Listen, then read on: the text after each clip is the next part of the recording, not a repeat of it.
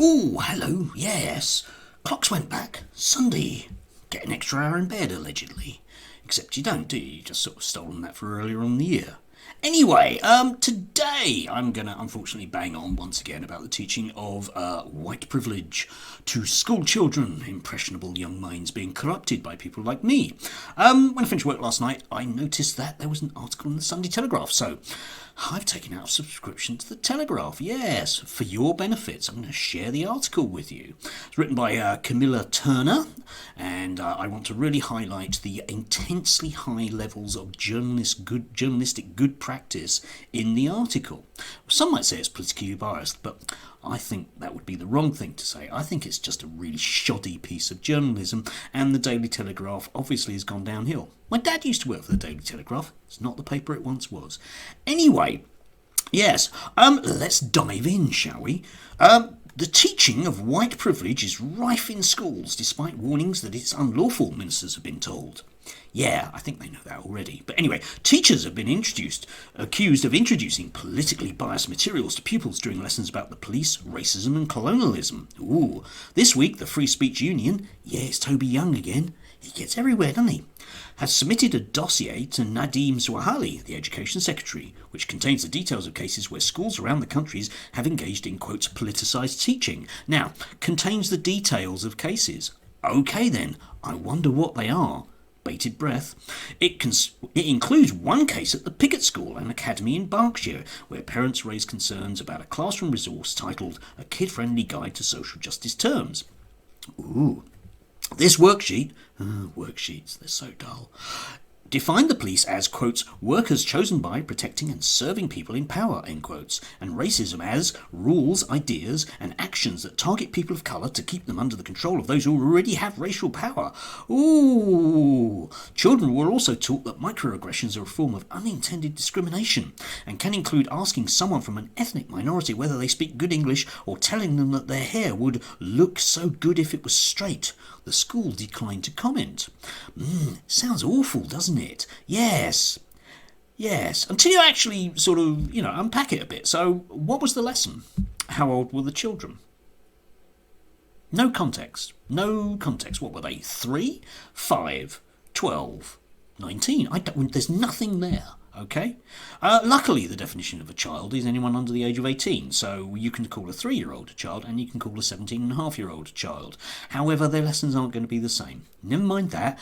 The other intriguing thing about that is if you actually do a Google search under news, for example, for the Pickett School, you don't find any mention of this whatsoever. So, quite where has this come from? Because it wasn't reported to the local press. There weren't sort of, hundreds of parents standing outside the school with banners or anything. We don't know. Maybe it's in the Toby Young's dossier. Love the word dossier, yeah? Miss Moneypenny keeps files. James Bond has a dossier. Brilliant word. Anyway, yeah, okay. So, nothing, basically. Let's move on, shall we? I'm sure there's more. Meanwhile, at a secondary school in Kent, it's quite a few, but, guess. The dossier revealed that a teacher compared the former US President Donald Trump to Hitler during a history lesson. Yes, again. What's the context? Yeah. I mean, if you were talking about the nature of right-wing leaders, then that would be a perfectly viable thing to do. Not teaching children that Donald Trump's bad. That's not what this says. It's simply likening, comparing. Yeah, we compare and contrast. It's one of those key words that we use at, like, GCSE. Yeah, compare and contrast something. Yeah, that's the way that works. But I don't know. There's no information here, Camilla. Miss Turner. Nothing whatsoever. But never mind that now. And I'm willing to bet, by the way, that there is no actual information in the dossier what Toby Young has got. Anyway, leaving that aside, at Chestnut Grove School in Balham, South London, pupils were given a worksheet which asked them, what is the purpose for a police officer? And then had a section of key words which were colonies, racial profiling, juvenile, sick, because it's badly spelt, corruption, reform, accountability.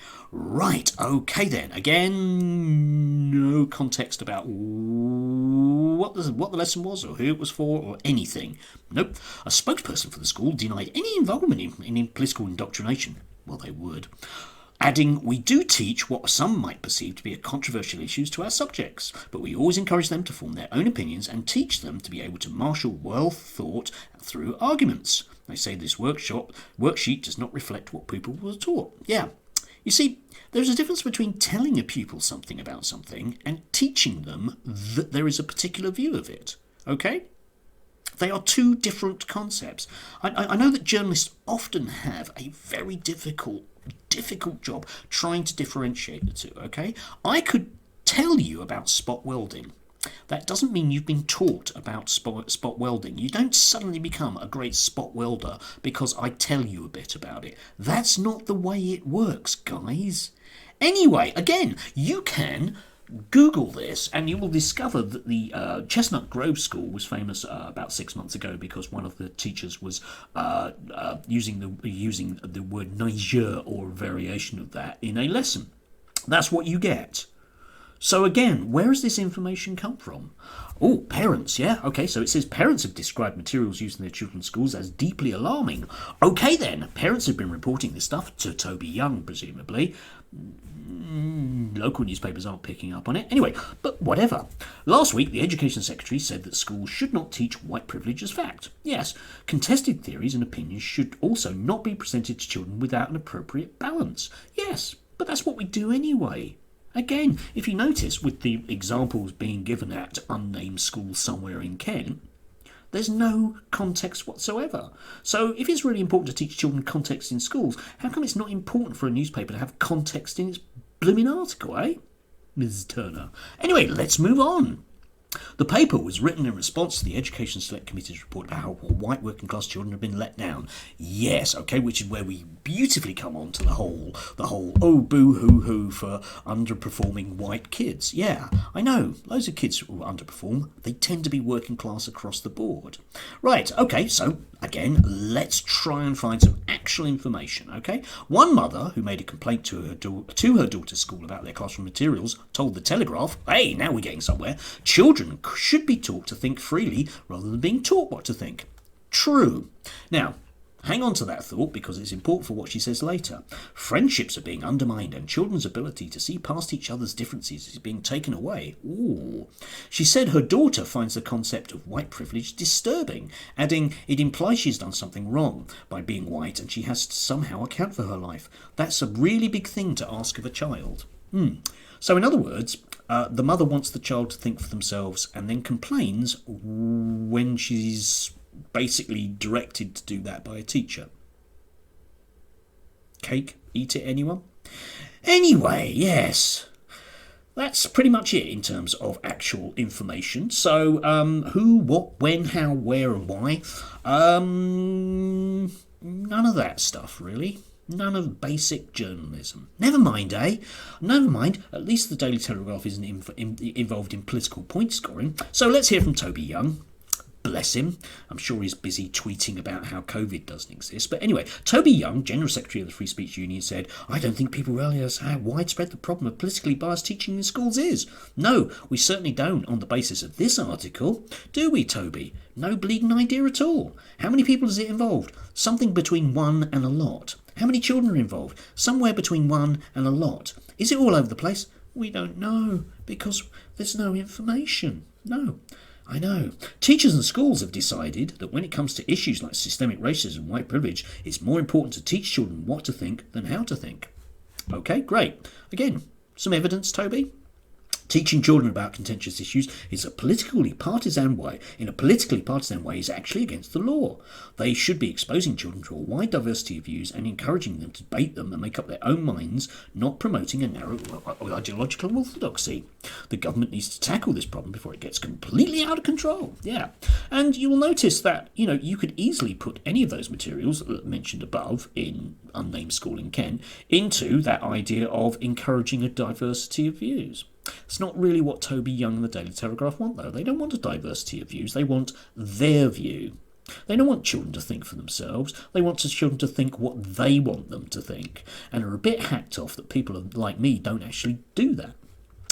This is basically encouraging a government, a bit like they did with Section 28 around homosexuality, effectively to shut down teachers presenting children with modern materials for the modern age. I'm sorry it's not 1960 anymore, Toby. I'm sorry it's not 1980 anymore, Daily Telegraph. But some of us actually live in the real world, and some of us are a bit concerned that certain people appear to be wanting to shut us down and damage children. Because ultimately this is what this is about. This is about damaging children. Because if we don't teach children about the real world, oh yeah, I'm going to own that particular phrase, even though I'm a lefty. If we don't teach them about the real world, what exactly are they going to do when they do leave school?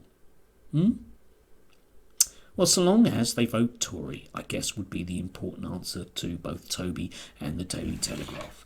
Anyway, guys, again, please do make comments. Please do tell me how I'm wrong. And if you've got any evidence on unnamed school in Kent, I'd love to hear it. Love to. Anyway, have a lovely day.